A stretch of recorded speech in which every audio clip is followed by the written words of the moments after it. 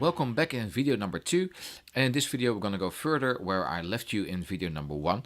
So I want to play with the timing of this video, because as you can see this video is a little bit over 1 minute and I want to have it on Instagram as well, so I need to have it under a minute, and of course I want to have a nice speed in my video. So in order to play with my timing, I need to get my titles on top of it, because I want the viewer of the video to have enough time to read the titles. So let's add title number 1 and base the timing on that one. So I'm going to go for titles and add my first title.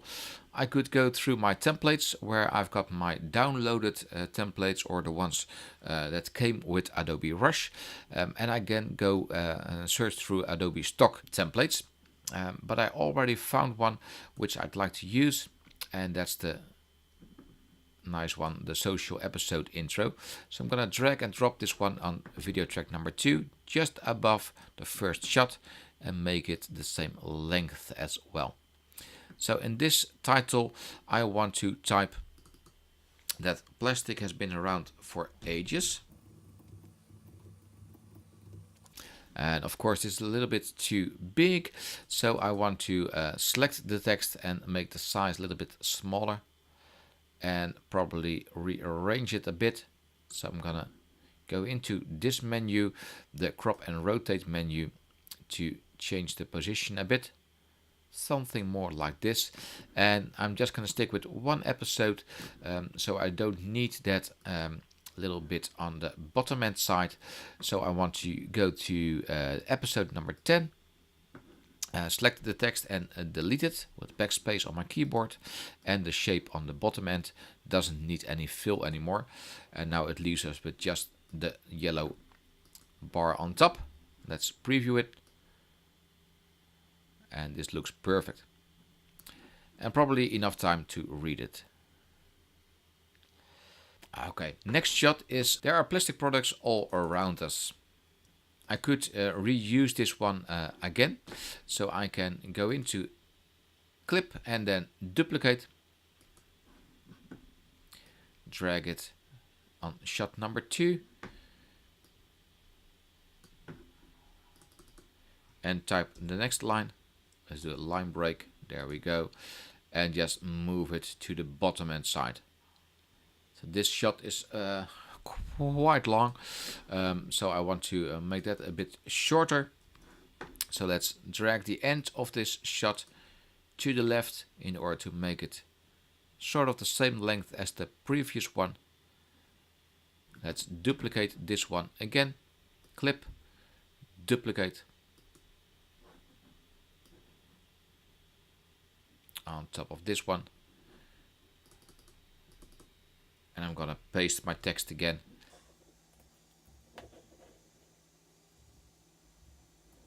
Let's go to this position, paste the text again, and maybe a little bit smaller as well.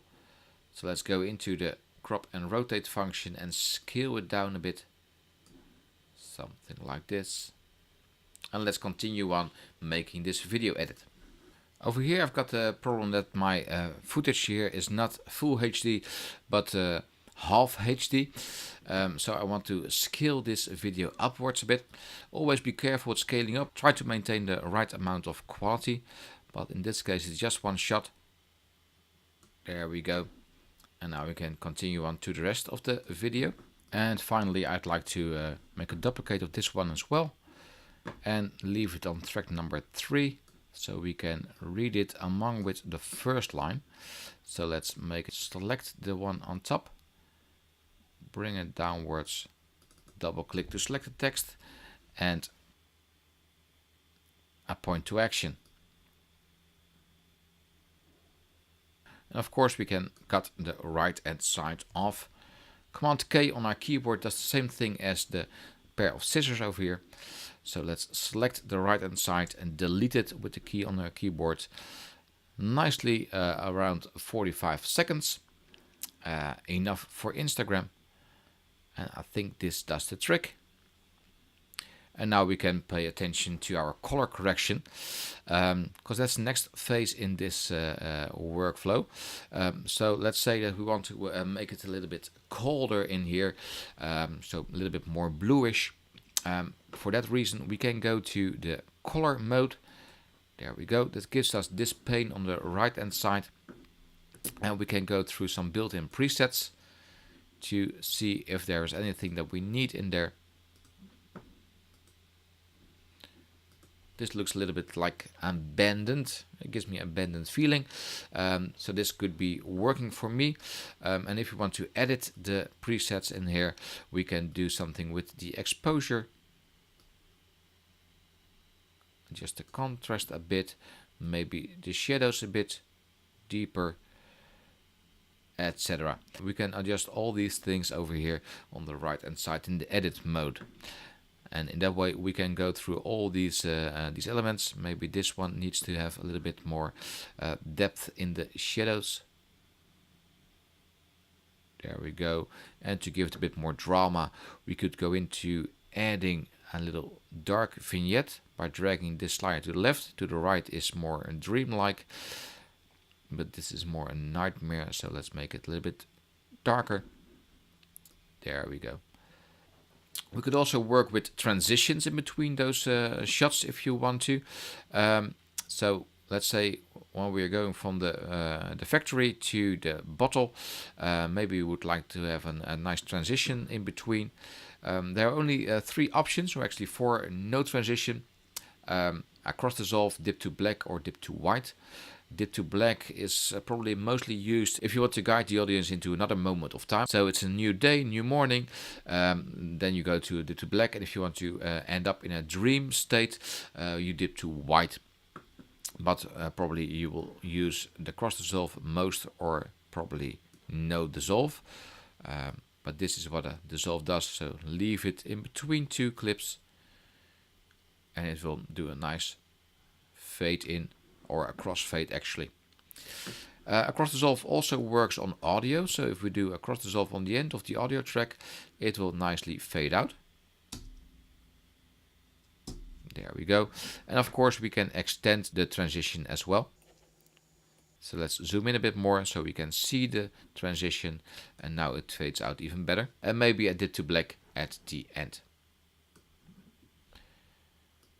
If we want to take a closer look to the audio, I only got 1 audio track in here, or 1 audio clip actually. So if I go into the audio, it will already know that this audio is music, so it has already listened to it and knows this is music, but we can change the type to a voice or something else, like a special effect. But in this case this is music. It's got an auto volume underneath, so it makes sure that it's not too loud, but you can adjust it by hand as well. And we can see the waveform decreasing as well if we put it down, or increasing it, bringing it up. When we've got a voice underneath the videos, or another voice track, voice-over track in here as well, we could do an audio duck if we need that to happen. And then the audio will lower the volume and will make sure that your speech is heard. We can also do a voice-over within Rush itself. In my case, I didn't want to have a voice-over in here, but just to show you if that is possible, let's hit the plus sign and go into voiceover. And now we've got a right recording symbol, and when we tap it to record, it will go into the recording mode. Plastic has been around for ages. There are plastic bottles all around us. Let's stop the audio. So let's open up the audio track again in the audio menu. Advanced, turn on auto duck. And now the audio will duck whenever the voiceover is on. But like I said, I didn't want a voiceover in here. Just stick with the music. So that's okay for now. And I think this wraps up the editing process. In the next video, we will discuss how to export your video for a horizontal edit and a square edit.